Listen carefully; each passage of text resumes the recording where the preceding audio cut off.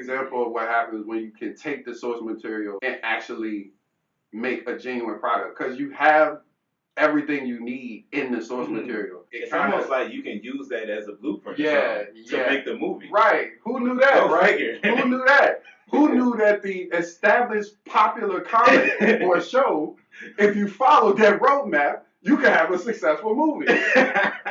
Who knew? The more you know.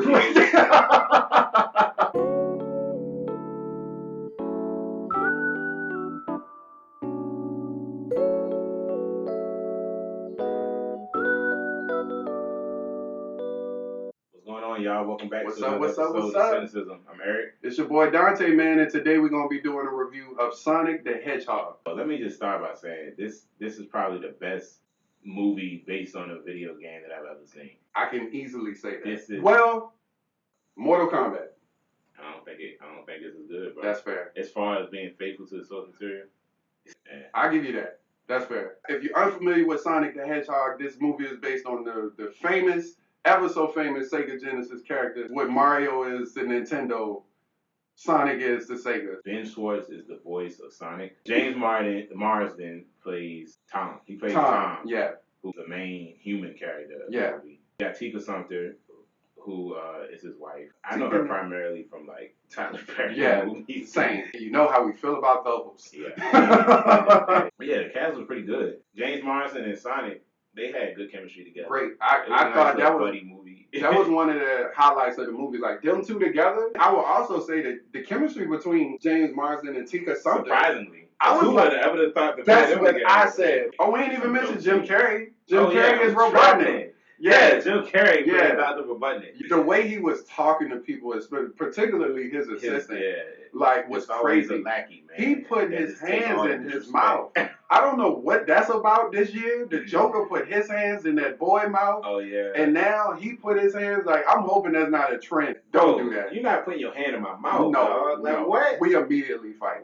Immediately. Adults. Yeah. Especially another grown man. Right. That's what I'm saying. Yeah, we got those hands. We throwing hands.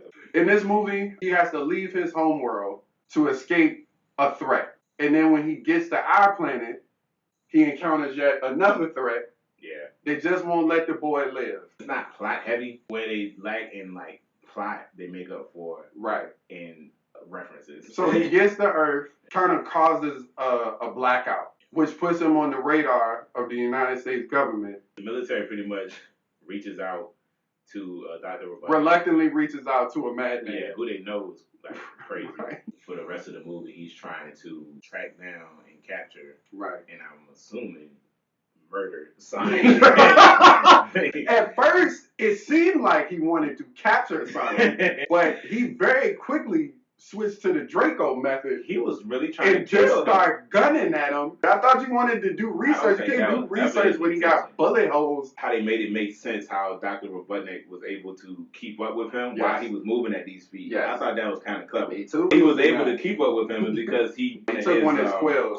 One of his quills that were found early in the movie. Right. And he used that to power the ship or jet or whatever that thing, the vehicle he was in. Yeah. They included a lot of this stuff from the games, but it didn't feel forced. No. Because most of it played a part in the plot. Yes. You know what I mean? They didn't just do it just for fan service. Exactly. And that's what I like. Where Robotnik was chasing him through the portals. Oh, yeah. One scene in particular, when he was coming down that hill. Yeah. It looked like it was a scene straight from one of the Sonic Adventure games. Robotnik was behind him and Sonic was running towards the screen. Yeah. Anybody that's played any of the Sonic Adventure games know that that's like one of the big elements from the game. It is. Now, you do have to suspend your disbelief in this movie. I know that it's Sonic. He's in the bar. It's pretty much just like, this is my short friend with a skin disease. Yeah, they still doing that. But what about the back of him? Yeah, they threw a poncho and a cowboy hat on him and some sunglasses. And it was supposed to be all good.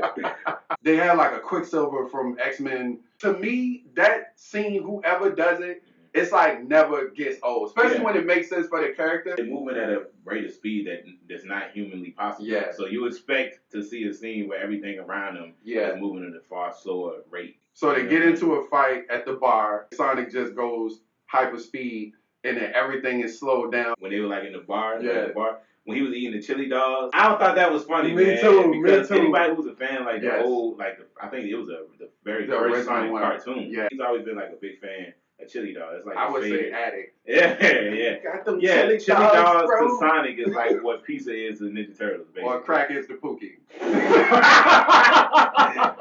The chili dogs. That's far darker. Oh. What? My main takeaway. Listen, man. Oh boy. His kicks. They needed to get that addressed immediately. So when they show him as a baby, his kicks is fucked up, but he a baby. They was like sacks, like brown sacks. Then you see him when he get to Earth and you see his shoes and he got on some bullshits. The bullshit 2.0s. Majority of the movie, he didn't really get his Balenciagas to the last. He said to the last action of the movie. Whose shoes was that? Well, those was her shoes. She gave him. They was whose shoes? Suspend disbelief, because we know they don't wear the same size, because Sonny got cartoon feet. But she gave him. That was a little girl. Are you sure? I'm positive. That physically don't make sense. Even for this movie. She gave him her shoes, and that's when it was a ooh-ah moment. Yeah, it was one of those. Those weren't her shoes. I don't know whose shoes that she gave him. But it was clearly grown man shoes. But all right, we moving on past that. Anybody that's been tracking the production and the release of this movie probably aware of the initial trailer, the very first trailer that came out when we got to get our first good look at Sonic. Yeah. And it was atrocious. Listen, I couldn't have watched a movie with him looking like that. There's no way. And there's no way I would have watched it. The backlash was insane. Yeah, the interneted. Yeah. Very true. Because if you look at this, the first Sonic, man, it just didn't even look like the character. Like, who could have possibly thought that would have been like a good representation of Sonic? Yeah. Like, his teeth was weird. His eyes was all far apart. Weird. His mouth was the most bothersome to me. Teeth, man. Yeah, he had like fronts or something. He had a grill. Exactly. They tried to merge what they felt like a real Hedgehog and Sonic character looked like, and it looked fucking scary. What I hope is that they thought they had a good product. They released it. The fans didn't like it, and the backlash caused them to change it. And I'm hoping that was genuine. Same. Like, I hope that they just listened to the fans and were never planning on a recent releasing that god awful version.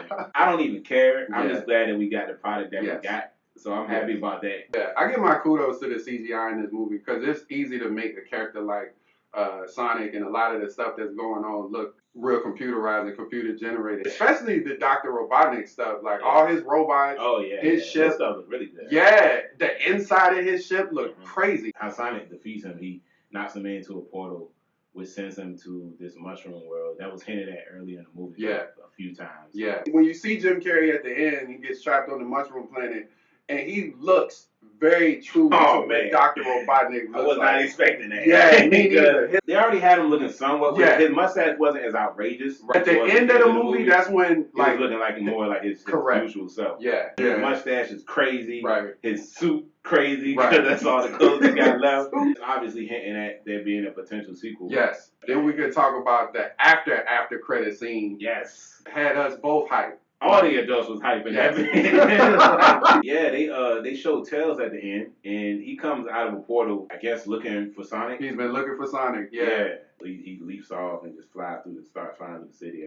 Sonic. I had given up on the fact that it was going to be more characters or something by that point. Me too. I was really surprised at it because they didn't try to throw him into the main plot or anything. I am excited about the sequel. I'm not going to lie. Me too. Now, if it's in the same caliber as this movie, my hopes was that it wouldn't be god awful, and it was actually a lot of fun. I left this theater like really happy that they got it right. Me you too. know what I'm saying? Me too. Because not only did they incorporate elements of the original Sonic games, where the movie even took place was like, I think, Green Hill. Yeah. Which is like the first level. It's like the first act in Sonic, Sonic game. Yeah. They also include elements of like the Sonic Adventure series. Yeah. I like how the rings were used in the movie. Same. I mean, that's a big element. That's a major part of when they had them at the beginning of the movie, because that's one of the first things you see. She give them these rings and then send them to Earth, and the fact that they using them as like teleportation devices, I thought was a real cool concept. How could you not have a Sonic movie and not incorporate the rings? Yeah,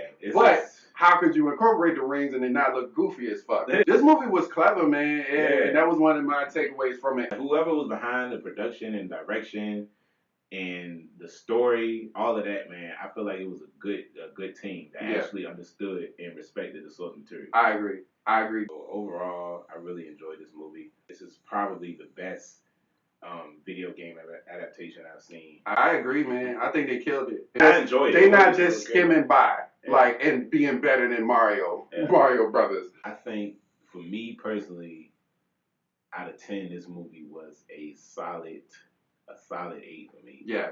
I was thinking the exact same thing. I'm going to give this movie an 8 also. It was just, I don't know, man, he got it right. Yeah. He had humor.